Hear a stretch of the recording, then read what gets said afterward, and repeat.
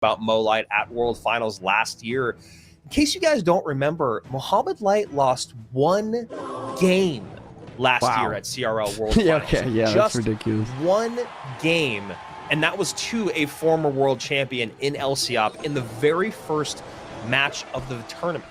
Other than that, it was Mo Light 2-0 over Lucas, Mo Light 2-0 over Riley, and then Mo Light 2-0 over Riley again in our grand finals. So Mohamed Light still just really locking in why he is the greatest player in the game, and we'll see how much work he's been putting in this downtime. I mean, we're still seeing him grind. We're still seeing him get to that number 1, number 2, number 3 spot on the leaderboard. I mean, this is Mohamed Light we're talking about. So here we go. This is an exciting best of 3.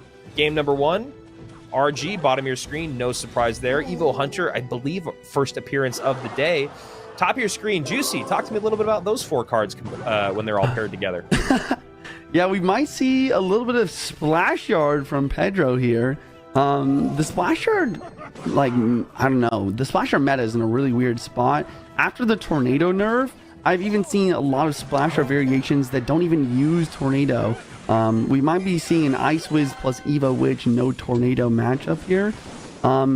And the question here is, how does this deck pair versus RG? I would say in general, it can be difficult to defend the RG, as you're seeing right here, just because, once again, you know, the Tombstone isn't getting the job done. The Gob Huts don't get the job done. You need a cannon, you need a Berry Tower, you need an Inferno Tower, something like that. But on the other hand, Mohamed Light doesn't have a big spell. A lot of the time, Splasher can struggle because a Fireball can take out your Ice Wiz, or a Lightning can take out your Witch. No big spell here maybe gives Pedro a solid chance once we're in double elixir. Yeah, interesting. Maybe trying to hold that Lightning or other big spell for later on in this best of 3. He decides to go with the small spell of the Rage plus the small spell of the Log there. And there you go, Rage dropping in on that Ice Wiz, Log coming out on that Tombstone. Fisherman gonna pull the Witch here. Mo, but just playing patient here. He's up damage, and he's just going to try and hold on to that. But here's the difficult part for Mo. Though Evo Witch is in cycle, no Lightning in this deck to deal with it. He's going to have to make some Mo Light plays in order to defend this Evo Witch. Yeah, and as you were saying, just him playing slow and steady, getting 2 Rages out on that Ice Wiz for a little bit of tower chip damage. 1981 to 2874 here, as we're seeing a bit of a pile up at the bridge, which is to be expected. And we see another Witch dropping down instead of the Graveyard. He wants to keep spawning in lots of skeletons here, but the Fisherman does clutch. It pulls the Evo Witch to the middle map, and he's able to take it out. That's insane. Pedro just lost all his momentum in this match. What a snipe there from the Fish Boy. Minute 45 remains here in overtime, and 1981 is the lead for Mo Light as he cycles an RG in the opposite lane of the damage that is done, maybe trying to focus the attention of Pedro to the other side, because that is the weaker tower of Mo on the left-hand side. And as you said, Juice, he's got a massive lead, and there's not a way for Pedro to catch up other than having a great Graveyard come through. So Mo just making him play out of sorts and in his pace, making Pedro play at Mo's pace. Here comes the Graveyard Barbara on the left-hand side. Guards, last card, going to do a great job of defending here. And the Monk on the right, just cleaning up the Baby Dragon, cleaning up almost everything. We do see Pedro get some nice damage through, but there's only 60 seconds left in this game, Andrew. Skellies from the Graveyard keep that Witch alive. That Evo Witch has been alive for, I don't know, 30 seconds on the right-hand side of the board. Doesn't seem to be much of a threat, though, at the moment for Mo Light, keeping her at bay. And there you go, Fishboy going to take care of her as the battle resumes on the left-hand side of the board. Monk kind of holding everything at the line. Mo goes RG at the bridge, right-hand side. Log going to come through. Baby Drag Graveyard is a big threat, but he decides to spend Elixir on defense. And that's why Mo plays this RG. He knows that he's going to force him to defend, and he's playing another one, forcing him to defend even further, trying to make it so Pedro can't go for that Graveyard. Right, you know Pedro wants the Graveyard right now on the right-hand side. Yep. He's got a great push put together, but that Monk doing a great job against the Ice Wiz Witch combo. RG's coming out. Sometimes the best defense is offense, and that's what we're seeing here from Mohamed Light. Get those RGs out so that my opponent cannot stack Elixir up. And there you go. Good defense, although a lot of damage in. Mo and the Witch on the tower? but it's No. not enough. Mohamed Light making the impossible possible, winning versus the Evo Witch without a big spell in game number 1. This is insane. Yeah, you know, tower with like 3 elixir, right? This Yeah. is that very basic idea brought out to the highest level of gameplay. If you're going up against this deck that you know is going to start to succeed more in double elixir, you know that that pileup is going to happen, you know they have the poison value, and you know the only reason that they're going to be able to beat you is with that knight plus witch plus baby dragon and then the graveyard. You've got to make them spend elixir elsewhere, and that was perfect from our 2-time world champion. I love what Mo's doing here. He's like, you know what? I'm gonna show you how to play this deck, Pedro. And he literally just straight up copies here. He's on the Evo Witch Splash Yard here. We're not gonna see a tornado, which once again is so strange to me. It's wild. Rip Tornado 2025. But yeah, we'll see. And it looks like he's going against Pedro using a mortar bait deck. I would say that the Mo probably has a pretty good matchup here. But that's pretty contingent on the spell situation from Pedro. If Pedro does have that lightning for the Evo Witch, it could be difficult to get value from that card. Yeah, and those spears going to also get a lot of value against the graveyard for Pedro there, at least something to think about. And yeah, it's wild, man. It's talking about spears, talking about tornado.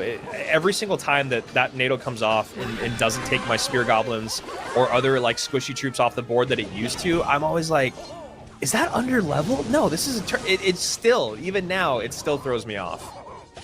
And there is the lightning from Pedro, going to clean off the Evo Witch immediately. But the other, like, probably the biggest thing to think about in this matchup, though, is the fact that Pedro is using the Cannoneer version. This is maybe the only time, or one of the only times, we'll actually see a different tower troop other than Princess used. And it just makes it so Mohamed Light can do this. He's going to go for the Graveyard. He doesn't need a tank. He's the Cannoneer, only shoots once every, like, you know, 1.5 to 2 seconds, allowing those skeletons to provide a lot of pressure and value. As someone that plays Mortar a lot, everyone knows that, but, you know, now with Cannoneer, Mortar Cannoneer is kind of a must. Graveyard is always very frustrating to play against because there is that thing that you just talked about, Juicy, where you can use that Graveyard just so much more liberally. You don't need a tank. You don't need to find an opening. You don't need to have a huge elixir advantage. You can just make them overspend. So we'll see if the greatest in the world can abuse that here against Pedro, who's doing a pretty good job so far. 2270 top right-hand side against 2497. Here we go. Ice Wiz getting tanked for. NATO's back. He does have the NATO. NATO is going to get that Golden Knight just close enough to tower for the Ice Wiz to splash. 2073 with a decent counter push as Pedro goes counter push right-hand side, Mortar left. Yeah, I mean, Pedro, we know he is probably the best Mortar player in the game. I mean, whoa, Juicy, whoa. I'm right here. Okay. Second best Mortar player in the game. Andrew's going to take the cake on that. My bad, Pedro. I mean, the facts are the facts. But he's applying a lot of pressure here. He's making it work. And he's trying to do everything in his power to force Mo to defend, similar to what we saw last matchup, to make it so that the Graveyard isn't going to come down as often on those Cannoneers. But here comes the Graveyard nonetheless. Yeah, it's tough. You know, that Mortar in the opposite lane is just so much easier to keep controlled than an RG push to the opposite lane. And Pedro definitely feeling that right now as he goes Mortar again. Tombstone, great distraction there. Gets the Tombstone out early, so it's on those skeletons. Skeleton's going to distract. 1295 to 2154 as an Evo Witch has to come out from Mo Light to take care of that Mortar. And notice the placements that Mohamed Light uses in this match. He's always playing the Witch up high to make it so that the lightning value isn't there. And because of that, Pedro wants to find other ways to defend against the Evil Witch other than lightning it. But that just makes it so it provides even more value. And the Graveyard on the right-hand side just absolutely slaying out here. Wow. And I kind of think that Bridge Spam kind of goes with Royal Giant. I think there are some, like, skills that can translate there to apply pressure, but looks like Asaf is using what he's known for, drill wall breakers.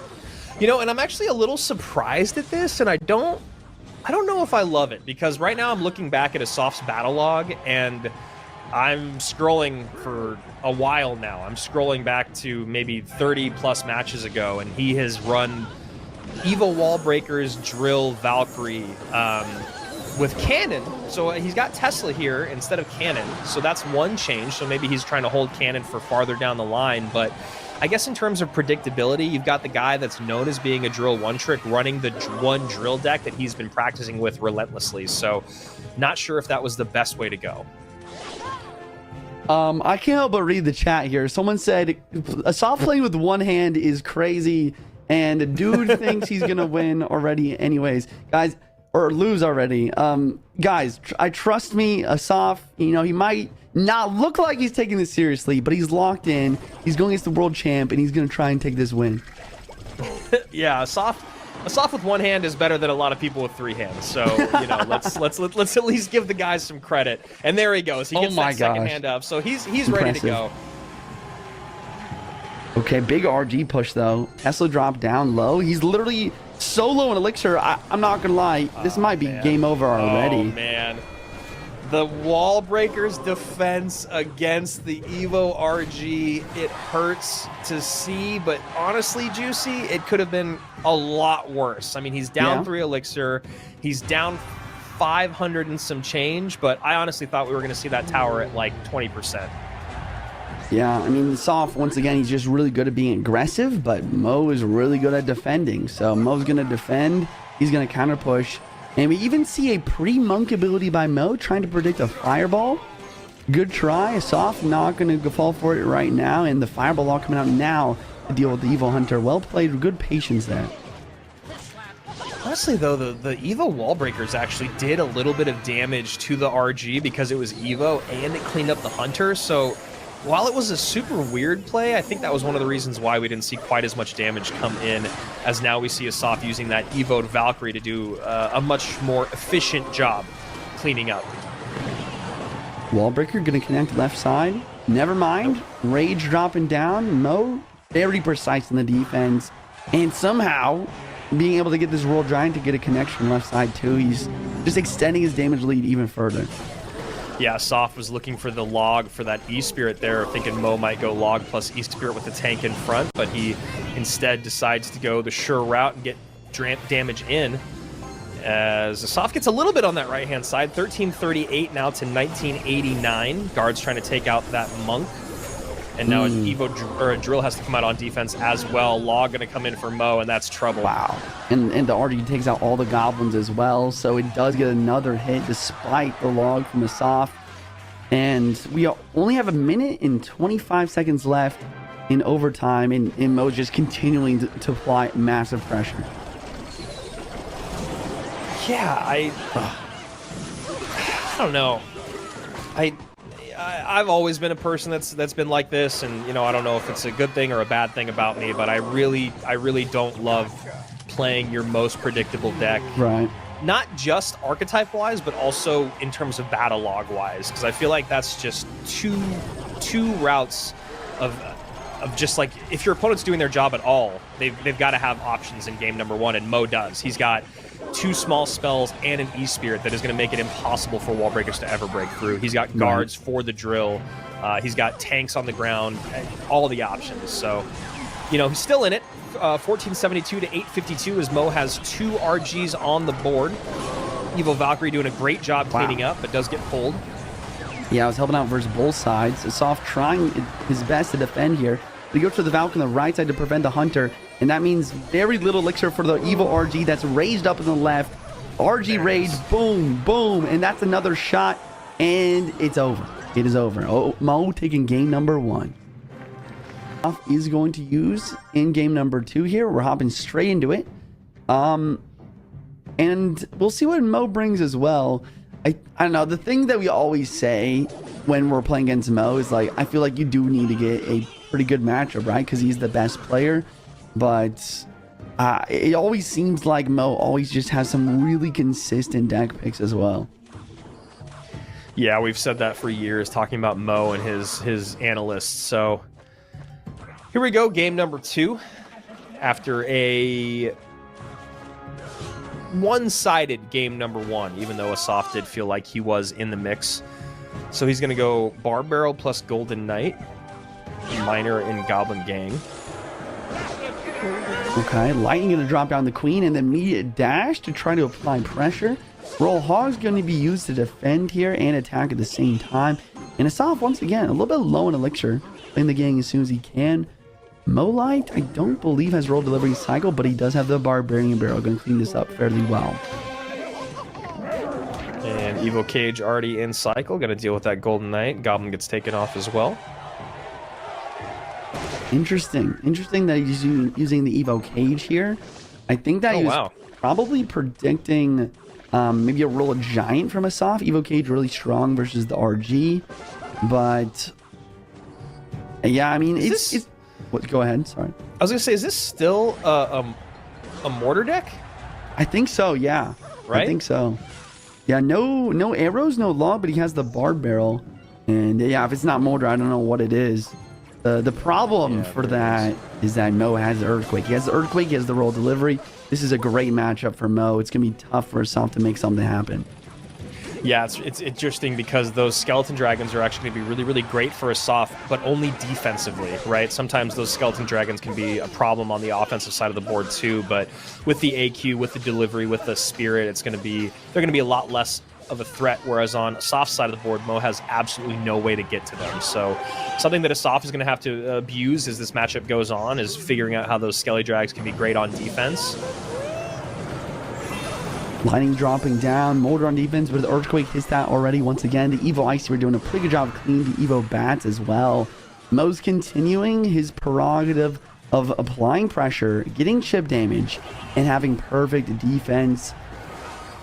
I'm going to give myself a question here. Like, what does Asaf need to do to break through and win this game? And I think it's going to come down to this Golden Knight. Like, he needs to make something crazy happen with a Miner plus Golden Knight combo. Get the Golden Knight to the tower. I think that's his only chance here. Yeah, I know. I'm kind of trying to think of the same thing. And I also think, like, defensively, he's got to use his Skeleton Dragons and Bar Barrel combo more. And then that way he can use his mortar offensively. And so that's what he's doing right now, which is really good. But I don't know if it's too little too late, especially because, you know, in this situation, you kind of want to be able to go opposite lane with your mortar because of exactly what we're seeing right there, the Earthquake coming down. But it's really hard to do, and it's really easy to get that mortar distracted. So Asaf just in a really, really tough spot. Going the back, activating the 3-card cycle. Queen up high and a mortar here with a Lightning to try and sneak damage, but Mo's ready. He drops the cage immediately. And once again, I think this is just going to be some more Earthquake value, like you mentioned. It's going to be even more chip damage. And this Miner not really doing much either with the Brawler ready to rumble. But that Evo Ice Spirit gets taken out, so these Evo Bats are a little bit more of a threat. There's the delivery back in cycle, though. It was 3 cards away, but Mo was like, all right, I see the problem now. And immediately gets back to it and takes care of the problem. Lightning at the bridge from Asaf. These feel like necessary yet desperate lightnings at the same time. Like, you need to take care of the Queen, but you're getting that -1 trade every time, and now you never have that lightning anywhere else. Now he goes opposite lane, but it's too late, Juice. The Lightning does allow the mortar to connect. I think you're right. I think it is too late, but I like the never give up mentality. He's getting the mortar connection, but the Gob Gang gets taken out with the Earthquake. Evo Mortars in cycle. There's still 25 seconds left. Maybe there's a miracle here if Mohamed Light lags out. I don't know. I was gonna say, what else is happening in that miracle? And it's not the miracle of the breakthrough. It's the miracle of the internet breaking down over. Cool Golden Knight connection. It gets closer than everyone thought it was going to be. Queen's connecting. Mo stood up already and walked away before the game's even done. What is happening? And he sits back down and smiles as the tower drops. I was like, is this about to be those couple years? Never at the highest level, known as being one of the best bridge spam players in the game. But honestly, he was all over the board yesterday. Just playing a little bit of everything. Seemed like Tourist could do no wrong.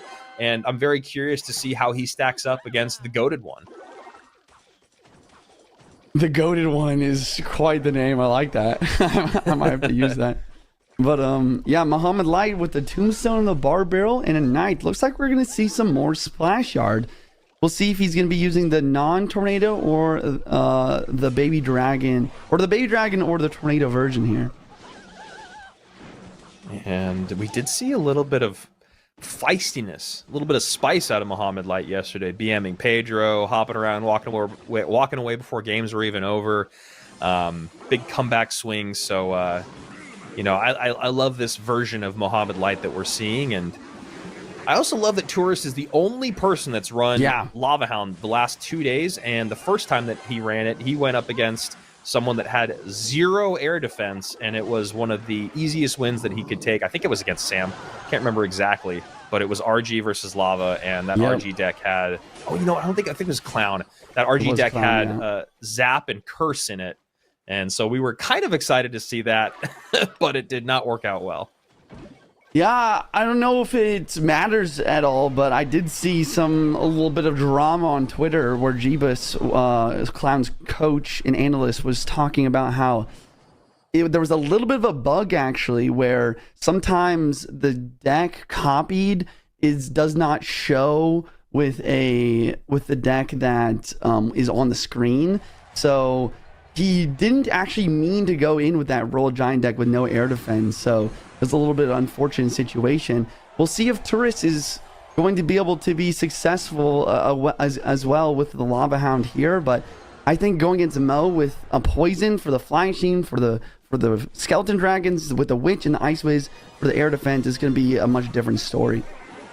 It's really interesting. I didn't know about that, and hopefully that's something that our players and their coaches can lock down. We have had instances in the past where the copy deck wasn't working the way maybe it was supposed to, and that was something players had to adjust to, and a bit unfortunate to hear that, but here we are in this matchup, and just like you're saying, a lot more air defense at the helm of Mohamed Light in this specific matchup. I mean, specifically the 2 cards we're seeing right now in the Witch and the Ice Wiz. I mean, Ice Wiz are just so great at stopping any beatdown deck, especially up in the skies for that splash once the pups pop.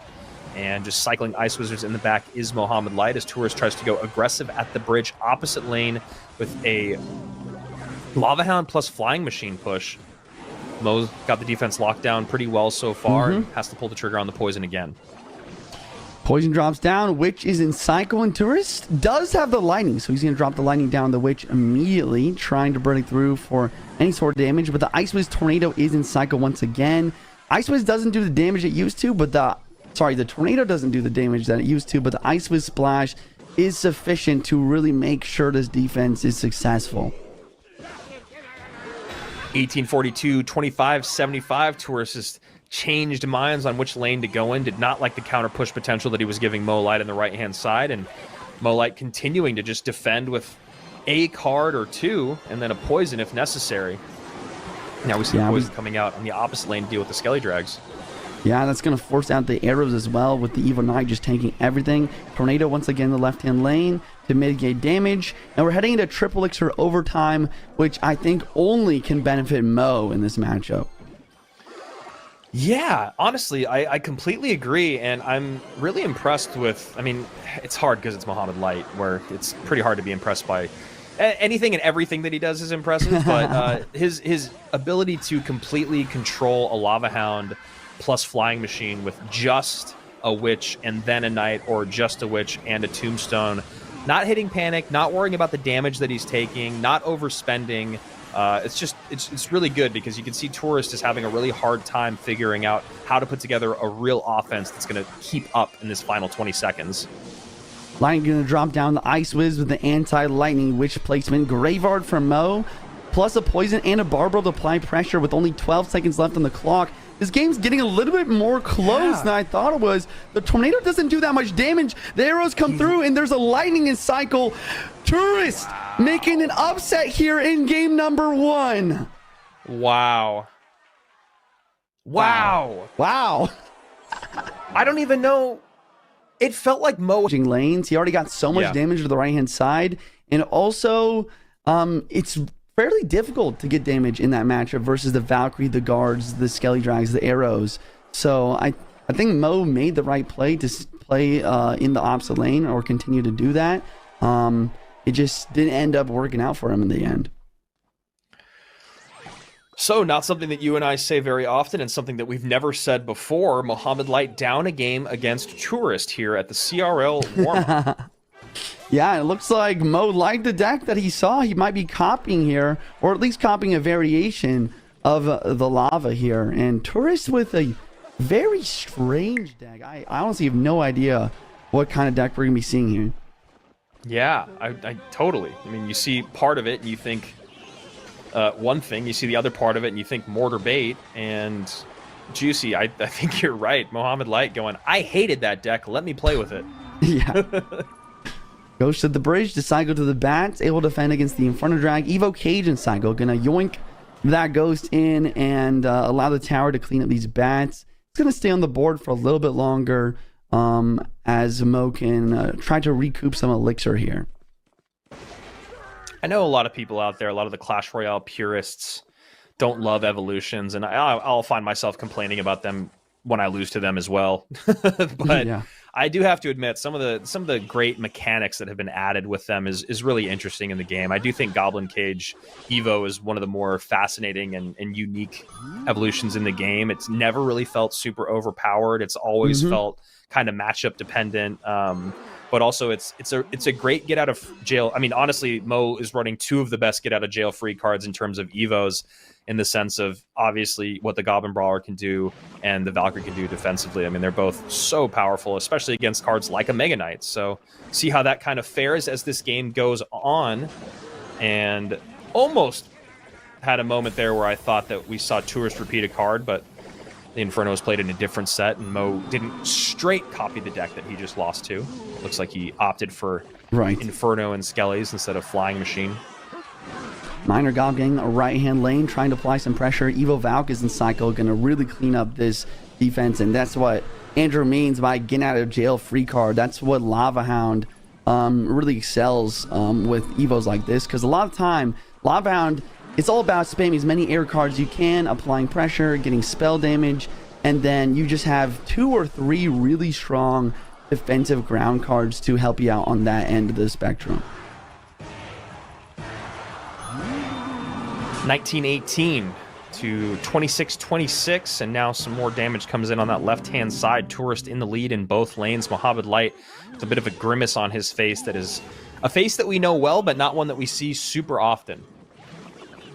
Skelly Drags drop down with the Evo Cage. If the Evo Cage can take out this Mega Knight, he will have a successful defense, but it doesn't. Zap drop it down, taking it out, and he's forced to defend with the guards, and the Mega Knight's getting so much damage. Meanwhile, on the right-hand side, Inferno Dragon Bats clean up the entire lava push, putting Mo in another very difficult situation. 1343, 2279 as Tourist is, with 80 seconds left, about to pull off maybe the biggest upset of the tourney so far, but now we see Mo pedal to the metal, lot on the board. This will be very interesting to see how Tourist defends. There's the Evo Zap to come in and help with the Skeleton Dragons, but now the Skeleton Dragon's still alive. Arrows comes in to clean everything up. Golden Knight to tank on the ground. Gang comes down just in time, and I think somehow he defended. Wow, and there's 60 seconds left on the clock. Tourist is up over 700 damage, and he's going to apply some pressure. It's his time to attack. Mega Knight the bridge. Cage to drop down, try and get the Evo in cycle. He will defend. The Evo Valk will clean up the rest of this push and allow Mo to get another Lava Hound at the bridge. There it is. Lava at the bridge, 40 seconds remain. Bats immediately on top. Inferno distracted. Lightning comes down to hit everything on the board. Goblin Gang now in to help clean up that lava up front. Mega Knight at the bridge to kite everything away. Second Inferno comes down. Bats surround. Tourist is doing a great job here. 30 seconds remain. Now going to go Miner to the back. Now the counter push comes in. 1327 to just over 1100. Mohamed Light fighting for his life with 18 seconds remaining. The problem is that Tourist is continually applying pressure, making so another Lava Hound cannot drop down. There's only 10 seconds left. Arrows have to drop on defense. Miner provides chip. The Cage drops down, and Mo needs to save up for a Lightning, but it's not even enough. The Miner did enough chip damage, and Tourist with a 2-0 sweep against the world champion. And you see Tourist with a little bit of the shush there, especially in that Gob Giant meta that we were in. And then, unfortunately, Pedro fell to Mugi in the upper bracket grand finals reset. So that is how Pedro got to where he is Him and Mohamed Light, unfortunately, in that year, did not run into each other, so this is a fun matchup for us. But they did run to each other in round 1 of this tournament. I believe Mohamed Light 2-0 Pedro here. So Pedro's got a lot to prove. He's going in for the Goblin Drill right away to try to apply some pressure. Looks like we have a Goblin Drill mirror matchup here. This is going to be fun. Yeah, Goblin Drill mirror matchup, but 2 different looks. Pedro going for the popular look on the day, and Mo going for the look that you and I yesterday, I mean, who knows what the other 2 cards are going to be, but just Demolisher in general feels like a card that is not quite gonna work, or at least it didn't work yesterday. But if one person can make it work, it's Mohamed Light at the bottom of your screen, and you're absolutely right, Juicy. A very quick 2 up, 2 down for Mo versus Pedro yesterday in the first round of the bracket. Tesla set up in the middle of the map. Mohamed Light trying to just get ready for some solid defense. He's going for the Goblin Drill to apply some pressure as well. Would not be surprised to see a snowball come in. No, he goes for the poison instead, predicting the guards, trying to get some goblins on the tower. Yeah, I like that poison. You know, he's down a few elixir, so we see Pedro go hyper aggressive here at the bridge. Demolisher plus Goblin should do a good job there. He has to Evo Snowball on defense. Wow. And Mo able to recover mostly. Yeah, I mean, I don't hate this play. Obviously, I would like to see the Evo... Oh, and the pre-Mighty Miner predicting the Evo Bomber. Nice. And he's got a double Goblin Demolisher here. Maybe he can actually make a counter push off this. Yeah, I mean, that's one thing that we don't see a lot is double Goblin Demolisher, and we do know they do a ton of damage. Now pulls back the Goblinstein with the drill, and while it might have just been really pretty and fun to watch, doesn't actually get a lot done, but that could have been crazy interactions there for a second. And we see the Tesla on the right lane. I like this decision from Mo to just switch lanes here. It's going to allow him to defend, counter push. Whenever you're in a mirror matchup and your opponent doesn't have a big spell, I always recommend switching lanes, playing same lane here, because he can continue to apply pressure, get poisons on offense, prevent his opponent's counter push, while also defending and counter pushing in the same way. Now, there's always caveats to rules in Clash Royale, but I couldn't agree with you more, Juicy. I think that that's just something for most players to put in their back pocket is you have a big spell, your opponent doesn't have a big spell. Like you said, there is a way for you to get spell value, and that's something you need to abuse. Bomber comes down, does get one shot on the tower there.